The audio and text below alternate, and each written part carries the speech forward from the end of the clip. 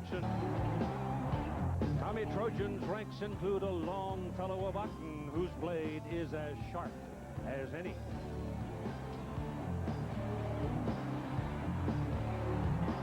And the opportunist McCutcheon, who flickers about the landscape like a lost piece of lightning. Maybe a lion hunt today. Maybe that's a wooden horse on the horizon. We'll see. The 14th Kickoff Classic, matching the University of Southern California Trojans of the Pac-10 and the Penn State Nittany Lions of the Big Ten. Late summer heat causing the haze across the Manhattan skyline and across the river and over into the Meadowlands in New Jersey, where sits Giant Stadium, and where this afternoon the Southern California Trojans and the Penn State Nittany Lions will have a go. Now here come the Nittany Lions pounding into the stadium.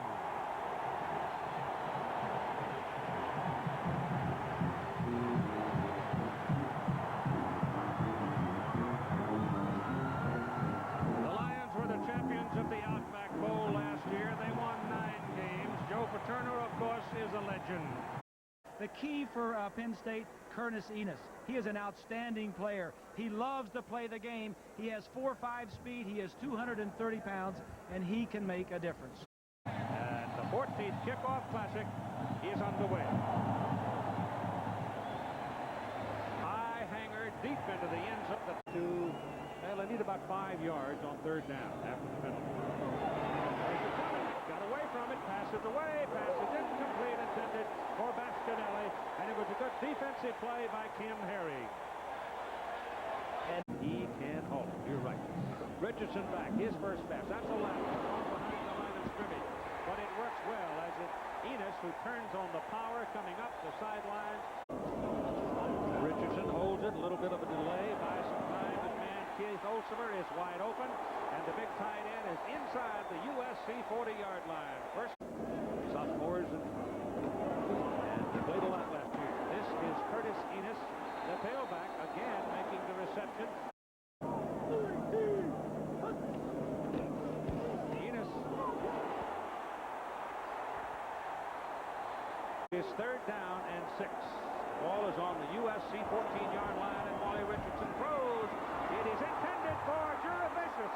It is intercepted by Brian Kelly, and Penn State is turned away. 3rd down, and they call it 5. Otten's pass is a hummer, and incomplete. And Richardson gives it again to Enis. He shakes that tackle right at the line of scrimmage and just keeps on pounding. You will not arm tackle. You're going to have to wrap him up to bring him down. And then you can't be sure of it. And Richardson stands, looks, throws, intercepted by Sammy Knight at the 48-yard line of Penn State. Sammy Knight was a safety, and he's playing linebacker, and he sat right in that zone. Penn State, and Brad Otten back to throw. Going for the corner, he's got it. Out of bounds, incomplete. Otten keeps it, throws, incomplete. Again, he had his man wide open, Travis Hall, and he missed him. Well, it's a good time to go for a 4th down play action because you're deep in the other team's territory. And Richardson back to throw, looking, throws for Juravicious. And this time, Joe puts it away and makes it complete. Foundation, the primary beneficiary. A lot of youngsters getting scholarship money out of here. That pass is again drilled hard by Wally Richardson and caught by Joe Juravicious. Will come from the 28 yards away from the goalpost. On the 18-yard line, plus 10, a lot of leg on it, and it's good. And so Penn State takes the lead at 7-12 to play in the first half of the 14th Kickoff Classic. They don't have any balance. 3rd and 11. He has time. He lets it go. He's got Chris Miller. He's got the ball. And all the way down to the 21-yard line. Lost his balance, couldn't stay inside, and finally Chuck Pinzenning was able to shove him out of bounds. Hold is good by Wren. Kick is up, and he missed it. And this is Curtis Enis.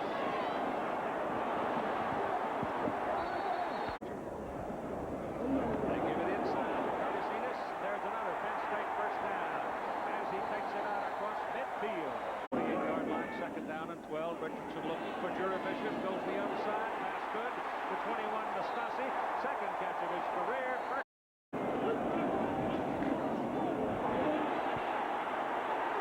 It's easier when you got somebody like that. Enis scores from 24 yards.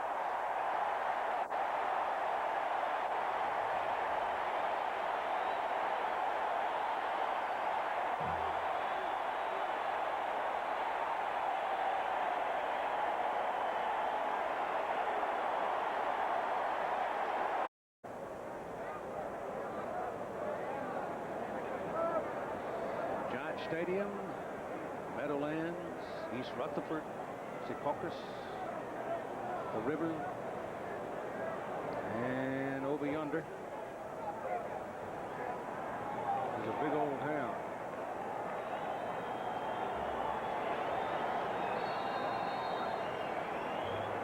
There it is.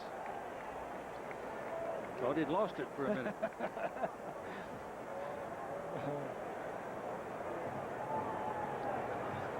Now we'll just run out the clock.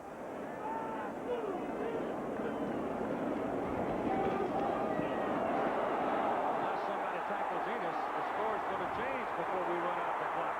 Curtis Enis powers his way all the way up to the 40-yard line as we come to the end of the first half with the Penn State Nittany Lions leading by a score of 10-0. Stay tuned now for the Valvoline halftime 96. See now what we do on this first play. With Enis in the backfield, he's got the ball. Climbs the hole, and Sammy Knight.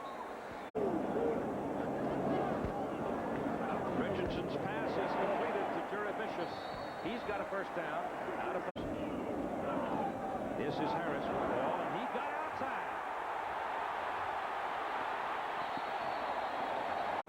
And it's first down for the Nittany Lions. Down just short of the 20-yard line. Here comes Enis the other way.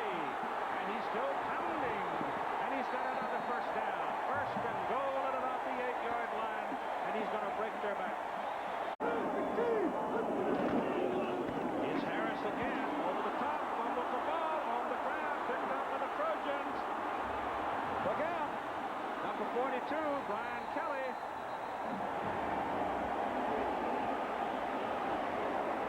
You talk about frittering away chances. Yeah. Mike McQuarrie is in the ball game. Junior, State College, Pennsylvania. Grew up right around the campus. 6'4", 215, recruited by Joe. Likes him very much. Going to get some seasoning right here. All right. All right, this is Curtis Enis. And running loose. There's his speed.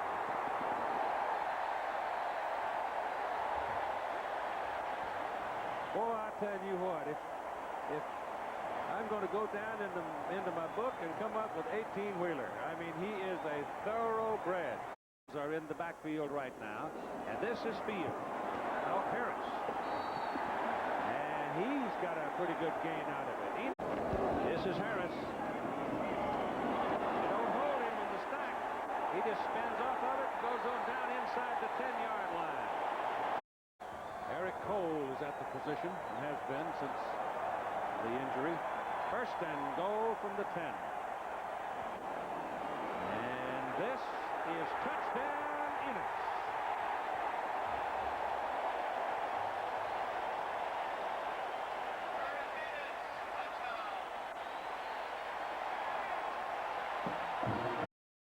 There have been a lot of great backs have big days in this ball game. A year ago, it was Eddie George who had a big game as Ohio State won going away. But nobody has ever had a bigger game than this fellow, Curtis Enis. Intercepted by Kim Herring.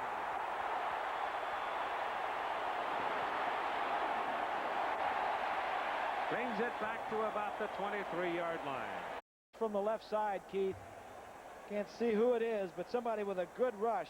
It looked like Schneider, 91, knocks him off balance, and Herring, who is an outstanding athlete back there. Here comes the blitz. Picked up.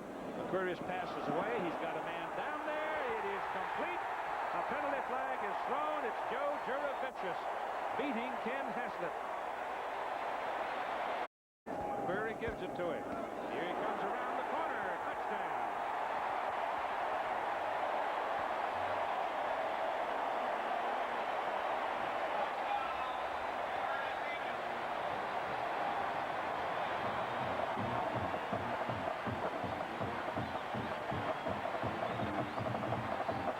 On the first down snap. Hutton. Down he goes. That's the first sack of the day. And it's done by Courtney Brown, a freshman from Alvin, South Carolina. Lost a lot, but they just reloaded. Ball rolling around loose on the goal line. Tumbles into the end zone. Touchdown, Southern California. They did not shut him out. Well, it took a poor exchange between the third-string quarterback and the third or fourth-string tailback on a poor toss. So the final seconds will tick off at Giant Stadium, and the 14th Kickoff Classic has been won by Penn State, making their third appearance, defeating Southern California by a score of 24-7. Joe, you were just telling the guys as soon as they get into the locker room and take a shower, they're getting that bus. It'll be a long bus ride back to State College. It would have been a lot longer. The score had been different, but we've got about a 4.5-hour bus ride back to State College. It seemed almost from the beginning, SC making mistakes, not taking advantage of opportunities, but your team on the offensive and defensive line seemed to have their way. Well, I really, as I told you before the game, I thought we would be quick because we really haven't worked that hard because of a kind of a different preseason we had. The weather, the pace of the game was just ideal for us because we didn't have to play a lot of the younger kids on defense early in the games, which really helped us because we were going to have to play a lot of young kids. And if Southern Cal had kept the ball for long periods, we would have had our hands full. But it worked out fine. They didn't catch the ball as well as they will in the whole bit. But kids played hard, played tough, and obviously I'm very pleased. You said you were coming back in the second half. Curtis Enis was running tremendously well for you, but you wanted to work on throwing the football. Well, I felt, we got young wideouts, and they got to learn how to play football. And Curtis is an outstanding back and had a great day. And we know what he can do, but we want to win, obviously, but we also want to make sure we're getting a little bit better for the rest of the year. Your thoughts, you brought in your backup quarterback fairly early to get some quality time for the rest of the season? Wally was having trouble with a groin pull, and he said, I'd rather not go because we kept aggravating it. And I figured we have a lot of confidence in McQuarrie. He's been around a long time, and he's a good leader, and he does well when he gets in there. So I didn't want to aggravate Wally's injury. You come away with a win. Everybody looks good. But what are the things you think you need to work on after this ball game? Well, I said, they bounced our wideouts around. We really didn't have a real smooth passing game.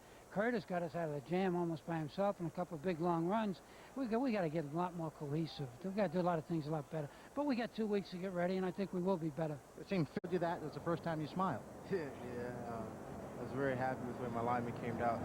They had their backs up against the wall the entire preseason, and there was a lot of questions since we lost a lot of good people. And they just came out and gave me a lot of good seams to run in, and I just want to dedicate that plaque to them because without them, I wouldn't have been able to do the things I was capable of doing today. When I talked to you Saturday, you seemed confident. You wanted to show Joe Paterno and this team that you were ready to take on the responsibilities of their #1 tailback. Yes, sir. I just want to come out and just play hard the way I've always played football. I love football with all my heart, and when I come out here and play, it's being out here and just enjoying yourself regardless of the situations. I just like to have fun and be around 10 other guys who feel the same way I do. And today, we just gelled together and just came together as a team. You play a game like this, you have a little bit of nervous energy. When do you start to understand that you're in control of a ball game like this? I really don't know when I'm in control. Only thing that I know that I'm in control of is how hard I run the ball. And I try to do that every time. And that's the only thing I control. I can't control what the defense is going to do. I can't control how the linemen are going to block. Just the only thing I control is how hard I'm going to run the ball, and I try to run it hard every time I get it in my hands. So one of the things about it, if you lose a game, you probably can't be the national champion. I don't know that. Nobody knows that. It's happened before. but your chances are thinned considerably. But it was an interesting afternoon. Stay tuned now for NFL Air It Out on ABC Sports.